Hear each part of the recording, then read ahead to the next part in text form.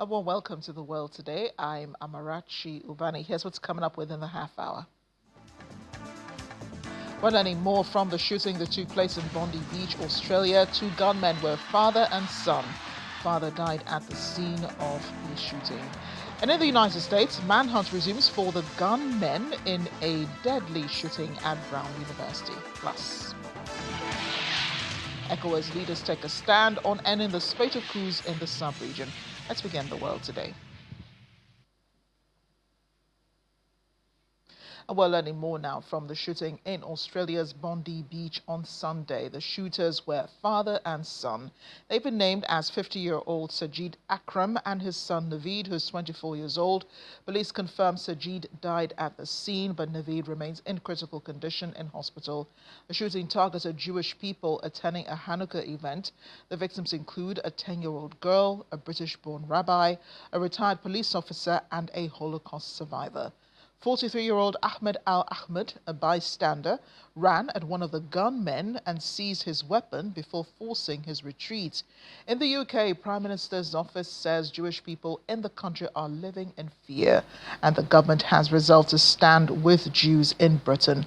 Pope Leo released a statement saying that he wished to entrust to the Lord the victims of the terrorist massacre, adding, "Enough with this anti-Semitic violence. Let us eliminate hatred from our hearts." Here's what happened on Sunday. The iconic shores of Sydney's Bondi Beach became a scene of terror on Sunday evening after a mass shooting left at least 11 people dead. Authorities have since revised the figure upwards. The gunfire erupted near Campbell Parade at about 6:45 p.m. local time as thousands gathered for the Chanukah by the Sea Festival. Witnesses described rapid gunshots, screaming crowds and people running to cover the beachfront. Yeah, so we're sitting on the grass and there was about 6 shots that sounded like fireworks, but then they didn't stop and they kept going for about 2 to 3 minutes, about 40 to 50 shots, and then stopped for about 10 seconds and there was just another 2 shots. New South Wales police said the immediate threat was neutralised following a large-scale response involving more than 25 emergency units. One alleged gunman was shot dead at the scene, while a second suspected shooter was taken to hospital in critical condition. A member of the local Jewish community said the timing and nature of the attack appeared deliberate. It's a kids' party. Hanukkah is primarily for kids. This person who went there, he knew what he was doing. Australian Prime Minister Anthony Albanese condemned what he called an act of evil anti-Semitism. This is a targeted attack on Jewish Australians on the first day of Hanukkah, which should be a day of joy, a celebration of faith. An act of evil anti-Semitism, terrorism, that has struck the heart of our nation. The Israeli President Isaac Herzog condemned the shooting as a cruel attack and expressed his condolences. The entire nation of Israel misses a beat in this very moment as we pray for the recovery of the wounded, we pray for them, and we pray for those who've lost their lives. But Israeli Prime Minister Benjamin Netanyahu accused the Australian government of fueling anti-Semitism, saying he had warned the Prime Minister months ago that Canberra's policies would embolden hatred against Jewish communities. He said the shooting was the consequence of political inaction, describing anti-Semitism as a spreading cancer.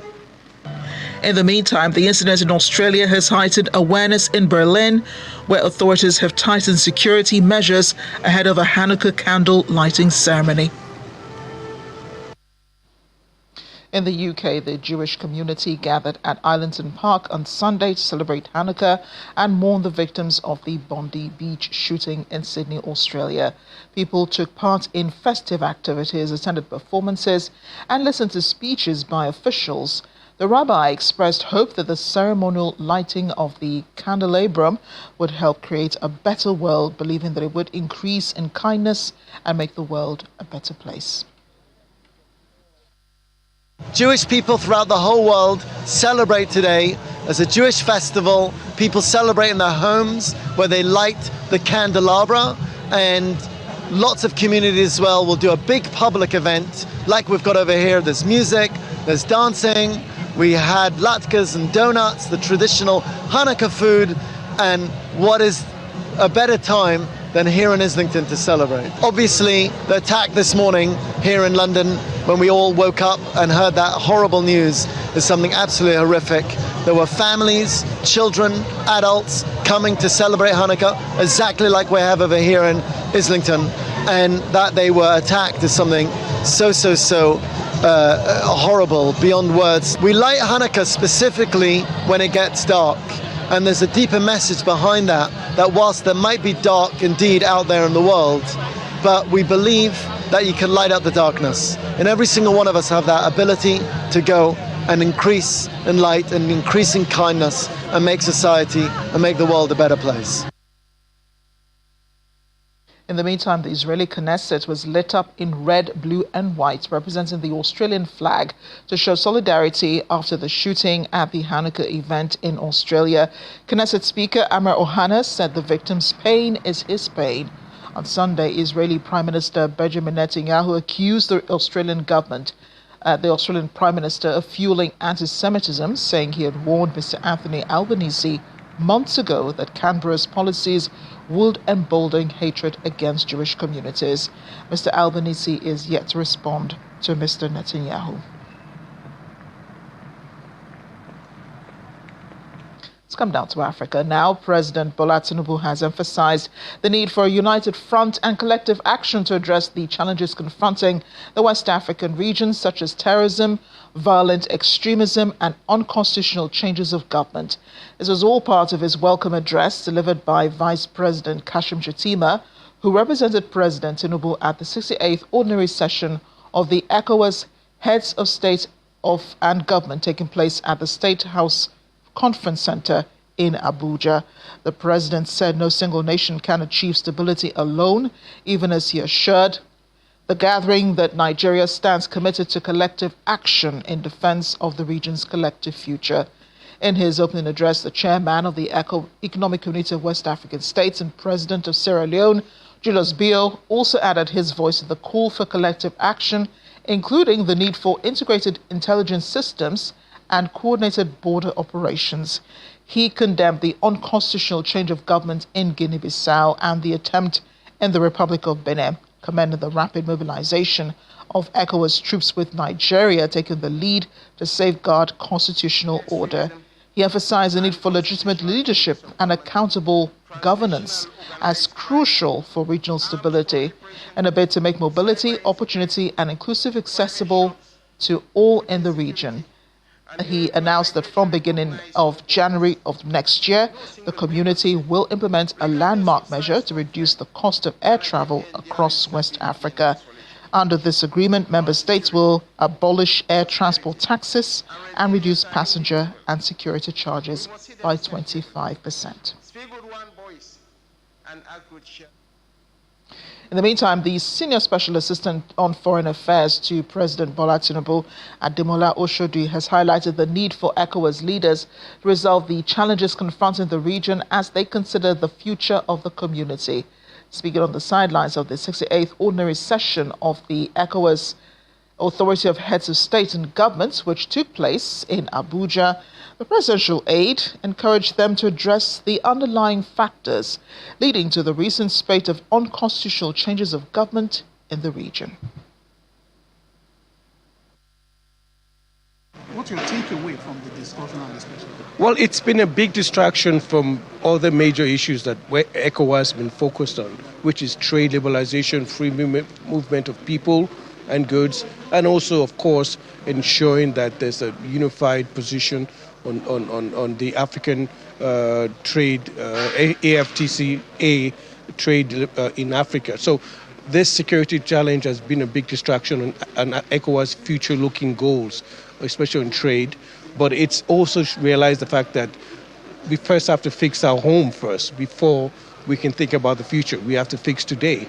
So that leadership role that Nigeria is bringing and ensuring that the ECOWAS community gets things in place, especially curbing this incessant military rule in Africa, not just in West Africa, has to stop. It does not actually bring the desired effect. But again, ECOWAS also has to look at the underlying effect and moving forward. If you want to resolve things today to make a better future, the underlying effect of why this goes to happen. Is it because governments are rigging elections, jailing opposition leaders, or even manipulating their terms in term in office? This has also been discussed in the ECOWAS summit. So it's important that today's challenges are resolved so we can better handle things for tomorrow, especially trade, security, and the well-being of the West African sub-region. Joining me now to discuss the developments in the ECOWAS is international affairs analyst Paul Ejime. He's in London. Paul, thank you for joining us on the program today. And I've read your analysis on the just concluded meeting of the heads of states and governments. You do have a problem, with ECOWAS' decision on Guinea-Bissau. They condemned the coup, but President Embalo is, I believe somewhere in Morocco right now. Still free, even though he was the one that announced the coup. He did say, that there was no force involved in the takeover of power. How unsettling is ECOWAS' decision and ECOWAS' attitude towards Guinea-Bissau? Do you think that Embalo also is deceiving ECOWAS? This is a packed question, Marachi. Well, let me begin with you read my analysis. It is a deceit that a trap, contraption that ECOWAS are just falling into. That is, let me clear that. And then to say that the decision by the heads of state was nothing short of an anticlimax. They have dashed the hopes and aspirations of many people, beginning with Guinea-Bissau citizens, the ECOWAS citizens, and even the world. I think there is the feeling of disappointment. What is happening? Is it that ECOWAS, are they trying to have solidarity? Do they prefer solidarity with colleagues to having what you call imagination and a progressive idea? Because here was nobody other than Embalo will tell you that that coup was not contrived by him. And if that is the case, what are you rewarding such a thing by saying you need, they are calling for short transition to be led by inclusive government. Inclusive as what? Because what this man has done, and we will come to it later, is that he was losing an election and decided to truncate the electoral process. And then brought in the army, his friends, who are now holding power. They're in a holding position. They announced that they will be there for 1 year. And after 1 year, there will be a transition. ECOWAS says a short. I don't know how short short can be. Then after that short transition, what will happen? Are you going to another election? You can be sure that if Embalo is not excluded, what he didn't do very well in this last election, he's going to perfect it and make sure that he wins. And so then he comes back. He becomes a leader in ECOWAS. And then this same ECOWAS is the one talking about constitutional order and then unconstitutional change of government. Is that not a recipe? You are just giving a blank check to leaders, presidents. When they are holding an election, if then they are seeing that there is no hope, they will now invite the military to take over and do an Embalo. So this is I can't wrap my head over what has happened, and I think many people who really care for peace and security in West Africa, I think everybody should be concerned about what these leaders are doing. Indeed, and it does invite a bigger conversation. But also one of the fallouts of the attempted coup in Benin Republic is the ECOWAS standby force, which they decided on shortly after the attempted coup in Benin Republic, something that you say should have come earlier when I had a conversation with you, I think last week, about the attempted coup in Benin, because they could have introduced this when they had the coups in Mali, Burkina Faso, and so on. And speaking of Burkina Faso, excuse me, last week, or about 2 weeks ago, they did ground the Nigerian Air Force aircraft on accusation they did not follow due protocol before making the emergency landing. We heard the Air Force response to that. They said they did. But now we're learning the aircraft is grounded still in Burkina Faso. The crew is also being detained. What do you think is going on? Let me just make a comment about this famous standby force. ECOWAS used to have a standby force. They used to have chief of staff, and so they were there. But when they talk about standby force, they are talking about maybe gathering some troops, each country, one country or two. It takes a while to really assemble a force that you can call a standby force. Who are the countries contributing it? What is the command and control details that has been worked out? Or is it when there is crisis, you ask somebody, one or two countries to go, like Nigeria went across to Benin, and then flew the fighter jets, and then sent some troops? Is that a standby force? So I think ECOWAS should come clean and be sincere. Tell the citizens, 400 million people in West Africa, that there is no standby force at the moment. And if they are trying to raise one, by the way, do you know that ECOWAS has two missions, in one in Guinea-Bissau and then another in the Gambia, that is costing them about $1 million every day? They are owing the troop contributing countries about $60 million. You know why? Because they ask the troops, the countries that are contributing, to pay. They, run the cost, and then they will later ECOWAS reimburse. They are still owing them. And you are talking about standby force as if it's something that you just knock on the table and then they come on. Please, that is not how it works. Then let me go to the Burkina Faso. They are only trying to maximize, trying to make capital out of building a mountain out of a molehill. They know that Nigeria is the hegemon. Nigeria has led is seen to have been the one that led what they are against, which is what I will also call misplaced aggression. Because if France is the person they are fighting, they are now putting everything on ECOWAS and Nigeria. By the way, I also mentioned that Nigeria played it too hard by cutting, power supply to Niger. That is not part of the ECOWAS something. But I think they have, Nigeria has actually pulled back to say, well, it was a mistake, and anybody can make a mistake, an organization can make a mistake. But these folks, these military guys, what they are doing, like the man in Guinea has now done, he will hold an election on the 28th, where he has changed the constitution through referendum to run. That is what these other people are doing. They will do that. They're not going to hand power just like that. They will hang on. So that is why people say perhaps it's a power grab, opportunism, and all that. Forget propaganda about they achieving too much. They have not been able to arrest the insurgency, the attacks almost every week on all the countries, Burkina Faso, Niger, everywhere. They are all under attack.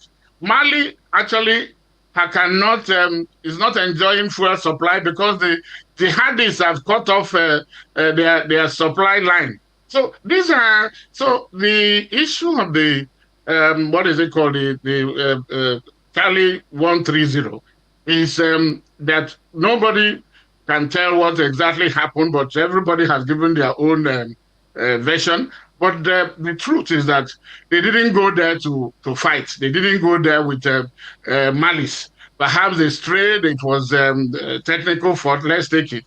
But they are now trying to make capital, to make sure that Nigeria is paying, is saying, when you arrest the plane or aircraft of a big country in West Africa, it gives them some comfort that they are doing something good, that their intelligence is working. But beyond that, behind, it is neither here nor there. Then they should negotiate, and Nigeria should get back its troops and then get back its aircraft. But also, it's a lesson that when you are now going, these people now consider you an enemy and will capitalize on whatever you do. So you have to take your time before you fly on such airspace. What a wonderful place to put it, Paul. Thank you so much. I wish we had more time to explore more issues with the ECOWAS meeting, probably on Diplomatic Channel. But thanks again for joining us on The World today. Thank you for having me. Well, we do have our last story, which is the Santas who are taking a run in Mexico. It's the 7th year they've been doing this. The Santa Run 2025 taking place in Mexico City. A recreational race that has brought together participants of all ages, a day that combined physical activity, family gathering, and a spirit of solidarity. It was brought to Mexico by its organizers after they saw this type of race in Australia. Interesting enough, during their studies, they decided to adapt it locally, started in 2019. It's continued even till now. And that's it on The World Today. Thanks for watching. For our viewers on the DSTV platform, up next will not be sports news, but a documentary on medical doctor and philanthropist Dr. Adekunle Hassan. Sports news, however, continues on our other platforms. Stay with us.